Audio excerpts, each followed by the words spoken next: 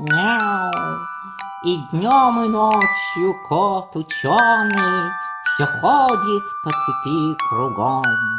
Идет направо, песнь заводит, налево. Сказку говорит! Га-га-га-га! Здравствуйте, ребята! Ой, здравствуйте, наши юные друзья. Ну что, какую сказку сегодня будем рассказывать? Га-га-га! Сегодня мы вам расскажем сказку про кота. Га-га-га-га-га! Нет, нет, нет! Про гуся! Ну ладно, про гуся, но только не про простого, А про золотого! Ну, хорошо, уговорил.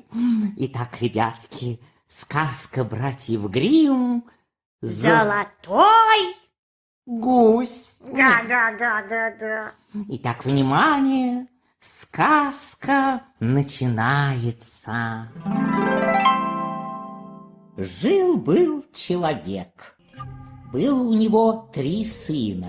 Звали младшего Дурнем. Его презирали, смеялись над ним и всегда обижали. Собрался раз старший идти в лес, дрова рубить. И дала ему мать на дорогу вкусный сдобный пирог и бутылку вина, чтоб он не знал ни голода, ни жажды. Он пришел в лес и вот повстречал там старого седого человечка.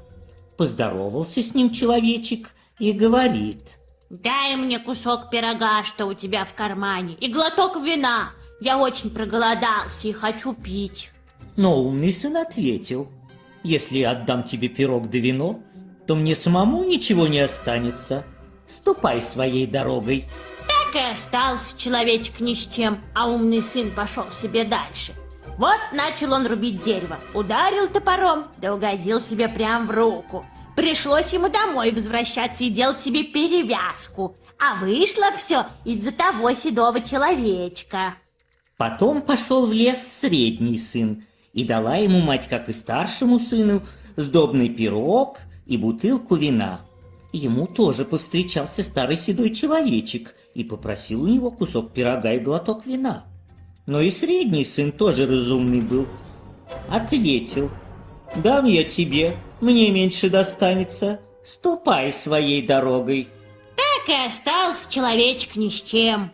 А средний сын пошел себе дальше. Но и он был наказан. Ударил он несколько раз по дереву и попал топором в ногу.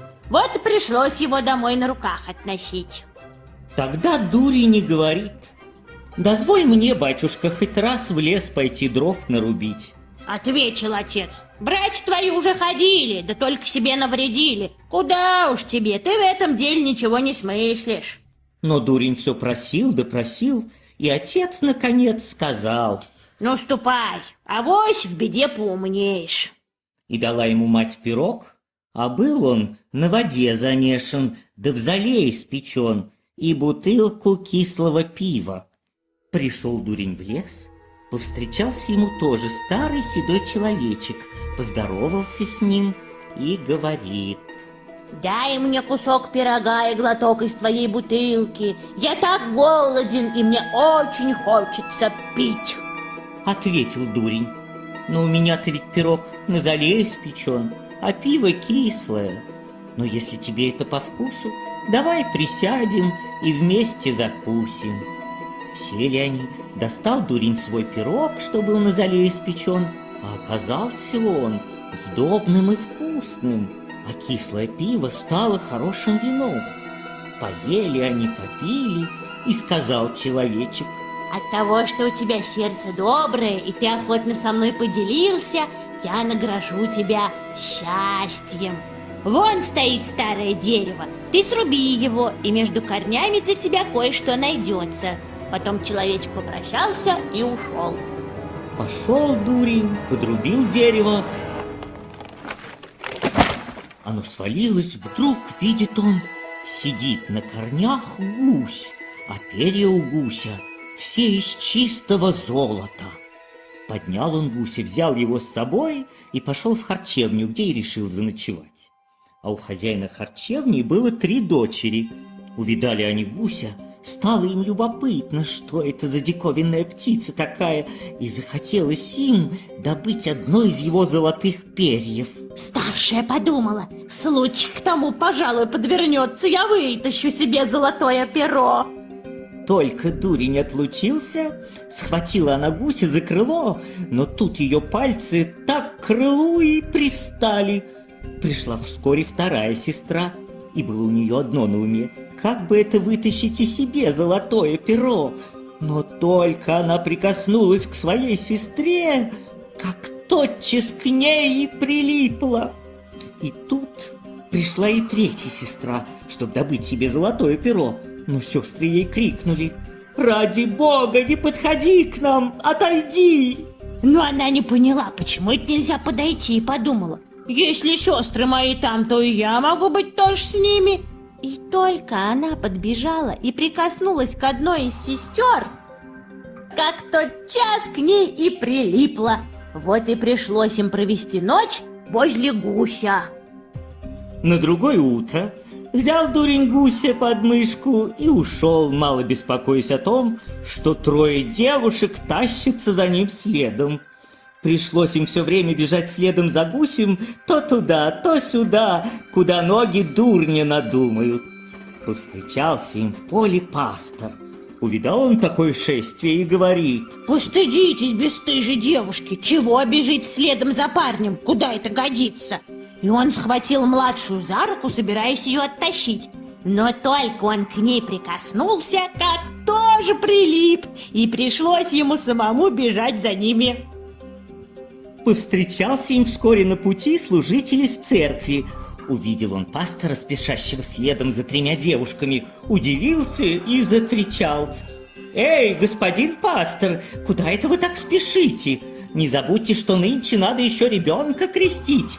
И он подбежал к пастору, схватил его за рукав и тоже прилип. Когда они все впятером бежали следом друг за дружкой, повстречалось им двое крестьян, возвращавшихся со своими мотыгами с поля. Пастор крикнул им, чтобы они освободили его и церковнослужителя, но только прикоснулись крестьяне к служителю, как тоже прилипли, и стало их теперь 7 бегущих следом за дурнем и его гусем.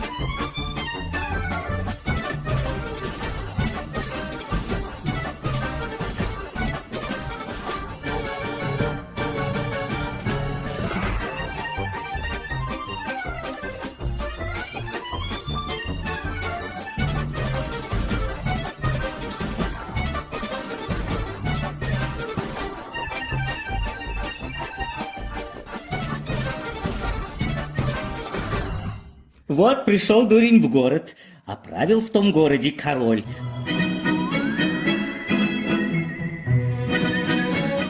И была у него дочка, такая строгая да мрачная, что ни один человек не мог ее никак рассмешить. И потому королем был объявлен указ, что кто, мол, ее рассмешит, тот на ней и женится. Услыхал дурень об этом и отправился со своим гусем и целой ватагой спутников к королевне.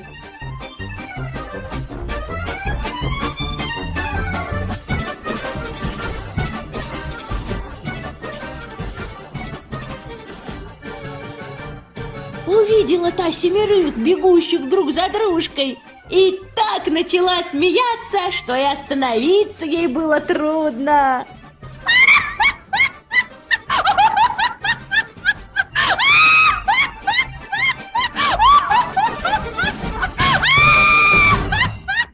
Потребовал тогда дурень ее себе в невесты, но королю будущий зять что-то не очень понравился. Стал король придумывать всякие отговорки и сказал, чтоб привел он ему такого человека, который бы смог целый подвал вина выпить. Тут дурень не вспомнил про седого человечка и подумал, что тот сможет, пожалуй, прийти ему на помощь. Отправился дурень в лес и увидел на том самом месте, где рубил он однажды дерево, какого-то человечка. Тот сидел, и по лицу его было видно, что он сильно пригорюнился. Стал дурень его расспрашивать, чего это он горюет. Тот ответил: «Мучит меня сильная жажда, никак не могу я ее утолить. Холодной воды я не пью, бочку вина я уже опорожнил, но для меня это все одно, что капля на раскаленный камень». «Я могу тебе в этом деле помочь», — сказал дурень. «Ступай за мной, и ты вдосталь напьешься». Повел его дурень в королевский подвал. Подсел человечек к огромным бочкам и стал пить. Пил и пил, пока живот у него не раздулся, и не прошло и дня, как выпил он целый подвал. Потребовал во второй раз дурень себе невесту. Но король рассердился, что такой простой парень, которого всяк величает дурнем, может взять его дочь себе в жены. И поставил тогда новое условие. Должен дурень сначала найти такого человека, который бы смог целую гору хлеба поесть. Недолго думая, отправился дурень прямо в лес. И сидел на том самом месте какой-то человек. Он подтянул свой пояс потуже, лицо у него было грустное, и он сказал: «Я уже съел целую печь ситного хлеба. Да что это для меня, когда у меня такой сильный голод? Утробы моей никак не насытишь, и приходится мне пояс подтягивать все туже, чтобы с голоду не пропасть». Обрадовался дурень и говорит: «Так вставай и ступай за мной, ты уж досыта наешься». Привел он его к королевскому двору, а туда свезли на ту пору всю муку со всего королевства и напекли огромную гору хлебов. Ну, тут лесной человек подошел и начал есть, и в один день вся хлебная гора исчезла. В третий раз потребовал дурень себе невесту. Но королю хотелось от него избавиться, и потребовал он у дурня такой корабль, чтобы мог по воде и по суше плавать. «Как только ты на том корабле ко мне подплывешь, — сказал он дурню, — тотчас получишь мою дочь в жены». Отправился дурень прямою дорогой в лес. Сидел там старый седой человечек, которому он отдал когда-то свой пирог. И сказал человечек: «Ты меня накормил, напоил, дам я тебе за это корабль. Я это делаю потому, что ты меня пожалел». И дал он ему корабль, что мог ходить и по суше, и по морю. Увидел король тот корабль и не мог отказать выдать дочь свою замуж за дурня. И вот сыграли свадьбу, и наследовал дурень все королевство, и жили они со своей женой долго и счастливо. Да! Вот такая замечательная сказка, друзья. Га-га-га-га-га. Спокойной ночи!